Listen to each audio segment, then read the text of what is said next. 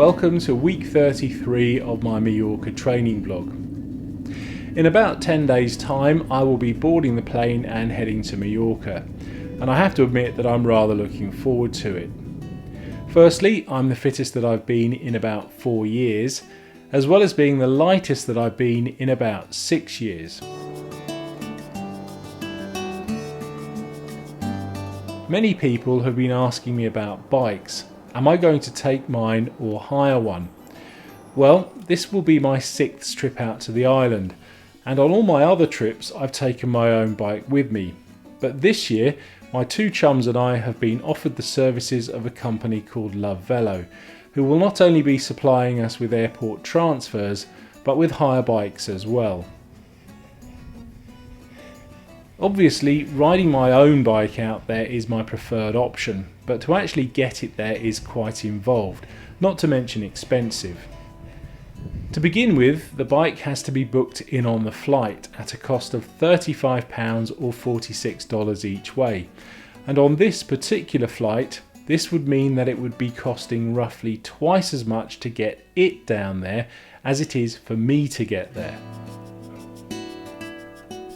Then I usually have the bike professionally serviced beforehand so that I know that it's 100% mechanically sound and not going to let me down. That's another £100.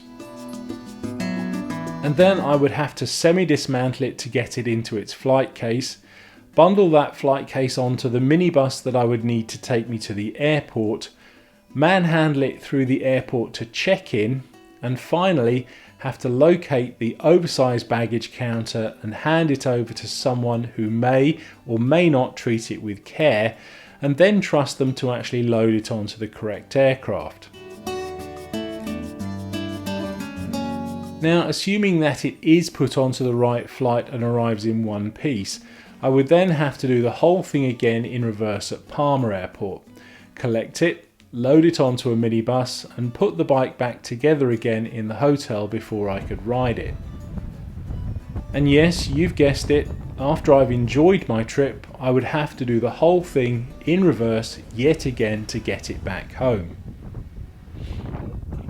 Now, to be fair, this is how I've been travelling down to Majorca since my first trip back in 2003. It's never been an issue and the bike has always arrived safe and sound. But I have to admit, the thought of not having to do it this time sounded very appealing, and this is where Love Velo came in. Having never ridden a hire bike in my life, I have to admit that I'm rather curious about how it's all going to work. My main concern is that the bike will fit me, is comfortable to ride and is roadworthy. If it does that, then I will be one very happy camper. A few days ago, I had to supply Love Velo with my height and the measurements of my bike, presumably so that my new machine can be set up before I arrive. I'm also assuming that the bikes will be regularly maintained and completely roadworthy. Our flight will be arriving fairly late in the evening, so Love Velo has arranged for our bikes to be delivered to our rooms first thing the next morning. They've also arranged for the bikes to be collected the evening before we fly back. Now, normally the cost of hiring a bike locally is pretty much the same as flying your own down there, but obviously you don't have the stresses and strains of having to transport it yourself. This way you can check in normally, you can take a normal car or taxi to and from the airport instead of having to hire a minibus, and basically have a far more relaxed journey. Our trip is fairly independent, meaning that we've booked our own flights and hotels, but should you wish, Love Velo are able to take care of this too. And they don't just do trips to Mallorca either. They can also arrange trips, either self-guided or as part of a group, to many destinations in Europe, the Middle East, Asia and even New Zealand. Now, I will be completely transparent and say that while Love Velo are semi-supporting our trip with free hire bikes and transfers, they aren't actually paying me anything to make any of these vlogs. So I will be giving an honest opinion of their services while we're out in Mallorca.